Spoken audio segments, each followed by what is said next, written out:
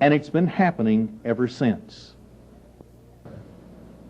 Nesta Webster wrote in a book, Secret Societies and Subversive Movements, on page 337, quote, "The revolution desired by the leaders is a moral and spiritual revolution, an anarchy of ideas by which all standards be reversed."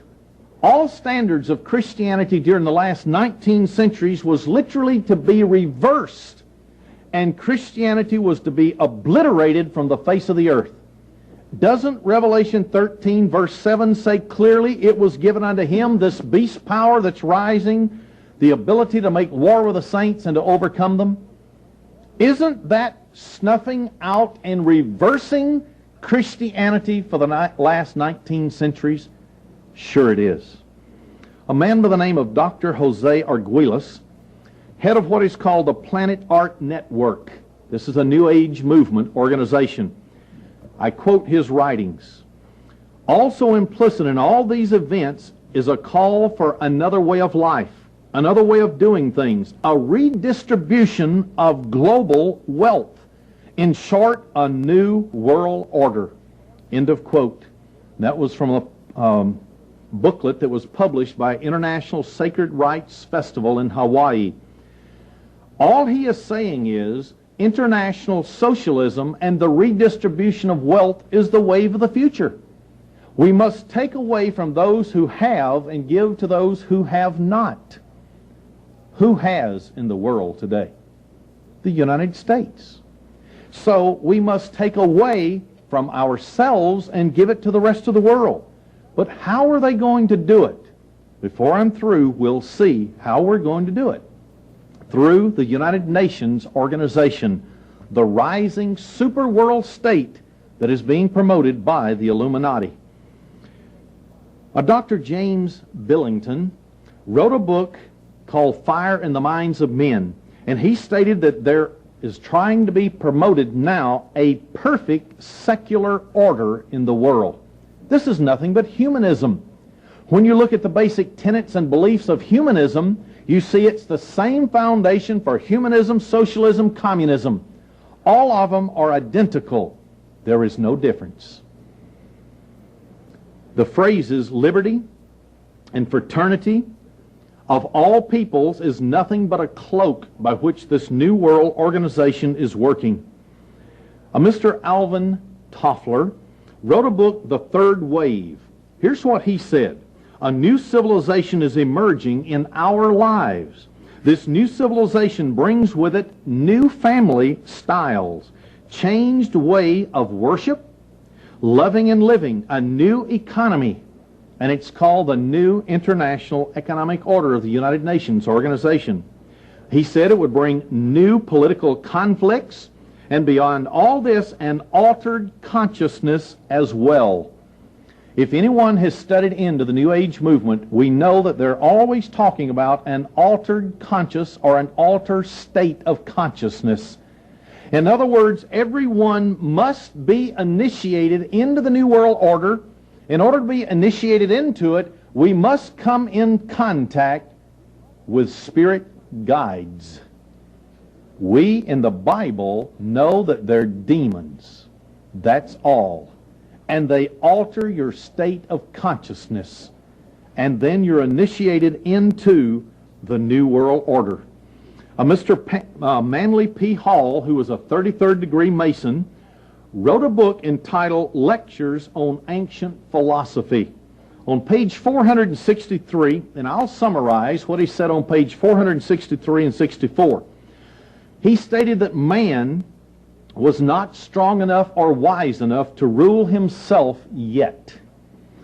Then he went on to explain that never will peace reign on this earth until the earth is ruled over by the fit.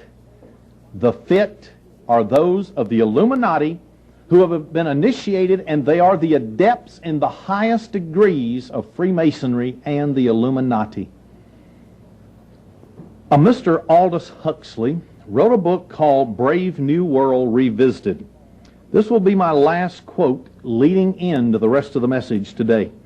Here's what he said on page 115 of that book. In the end, they, referring to the people of all the nations of this earth, will lay their freedom at the controllers or the Illuminati's feet and say to us, make us your slaves, but feed us. Isn't that about the way it is today for those of us who work for a living? We are practically slaves to the state, and they keep taking more and more taxes, and our standard of living becomes lower and lower.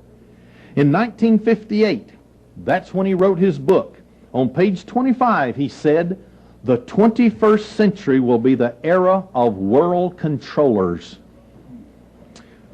In order to understand how the United Nations is going to become a world government through which they work, we need a background on that organization. At the end of World War II, President Woodrow Wilson went to Paris. That's where they were going to have their peace conference and settle the war of World War I. Along with Woodrow Wilson, other insiders went to Paris with him. Paul Warburg, who was the first president of the Federal Reserve System. He also was a direct agent that immigrated here from the House of Rothschild, international bankers in London, England. Then along with them, Colonel Edward Mandell House also was a Thomas Lamont. These were high in the establishment of that day. All of these individuals, when you look into their background, were working for a new world order. Colonel Mandell House wrote a book, Philip Drew Administrator. In there, he actually said they were working for world socialism as dreamed of by Karl Marx. They stated that there must become a League of Nations that all nations of the earth would be a part of, and the League of Nations would be the supreme law of the world. According to Daniel, there would be a world court in this League of Nations. And of all things, when Woodrow Wilson got there to Paris in 1919, he proposed and he called it the League of Nations. Right out of the same book Edward Mandell House wrote. The Internationalists lost little time after the American Senate rejected the League of Nations. As a direct result, after a few years, the League of Nations fell apart. Their world government did not happen. So they lost no time in fulfilling their ultimate goal. They had to have careful planning and organization. So they created an organization called the Council on Foreign Relations in the United States. In England, it was called the Royal Institute of International Affairs, and that spread to every colony and every nation in the British Empire. Through those two organizations, they would infiltrate government, the State Department of the United States, and so on, take over the governmental positions to where they could control the government. In the 1920s, the Internationalists formed a variety of front groups in order to promote their one world plans. In the United States, their tool, as I mentioned, was the Council on Foreign Relations. This came under the guidance of Colonel Edward Mandell House and other international bankers such as Bernard Baruch, if you remember your history lessons, a man by the name of Jacob Schiff, who immigrated here from Europe, and he connected up with Kuhn Loeb International Bankers. Jacob Schiff gave $20 million for the overthrow of Russia and the Bolshevik Revolution. Also, Paul Warburg and the Rockefeller family. All these helped to guide these front organizations.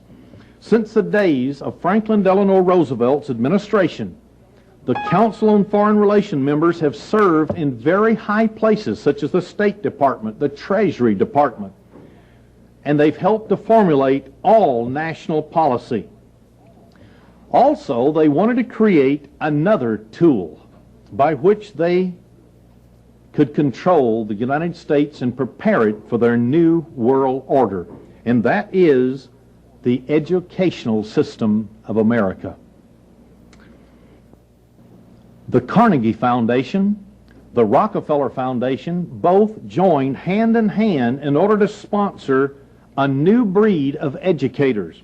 They were called frontier thinkers. They were trained and specifically came to the United States and rewrote the textbooks so that they can inject doses of socialism, so they could actually put down our founding fathers and the heritage through which we established this nation.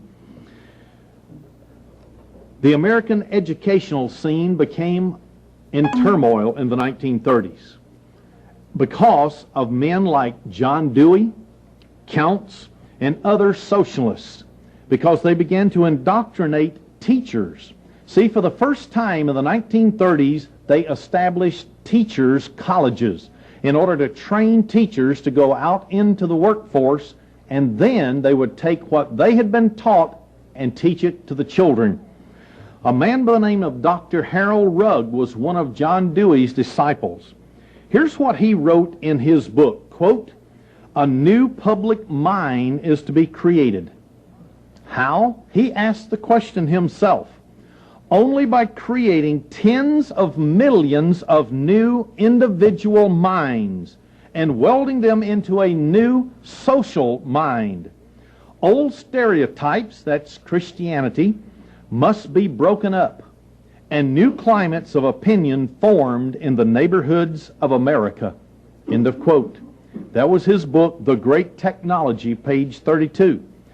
Their plan was very simple. Create a new breed of American by brainwashing the youth of the nation. That way they could take them away from Christianity and an absolute background of morality. They would ridicule traditional standards which we had of morality and conduct by pumping socialistic concepts into the minds of individuals under the guise of education. The American schools were to become nothing more than brainwashing machines for future generations of Americans. And then starting after the 1940s, when they gained even further foothold, and then into the 60s, didn't we see a total collapse of morality in the young people of America? Yes, we did. We saw the hippie movement. We saw all the other movements where there was nothing but going against everything that was the accepted standards in the past. Men began to look like women. Women began to look like men. Their roles began to change. Long hair, hippie movements began to take place. The drug scene. Instead of proper morals, you would never address anymore men and women as Mr. and Mrs. It was always, yeah, huh, you talking to me?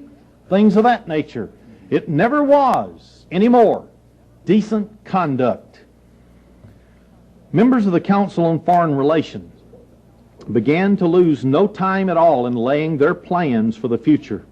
In a State Department publication number 2349, Report to the President on the Results of the San Francisco Conference, this was by the United States Secretary of State Edward Stettinius. He stated, and I quote, "With the outbreak of war in Europe, it was clear that the United States would be confronted after the war with new and exceptional problems. Accordingly, a committee on post-war problems was set up before the end of 1939 at the suggestion of the Council on Foreign Relations. The committee consisted of high officials of the Department of State." End of quote. Every one of those individuals that this committee consisted of, but one, were members of the Council on Foreign Relations, a Marxist organization working for a world socialist superstate. Following Pearl Harbor, the one-worlders wasted no time in capitalizing on our entry into the war. A conference was called of all the nations allied against Japan and Germany and Italy. They were called, those nations that we were fighting were called the Axis powers. This meeting took place in Washington, D.C. early in 1942. The representatives of 26 nations issued a declaration of the United Nations.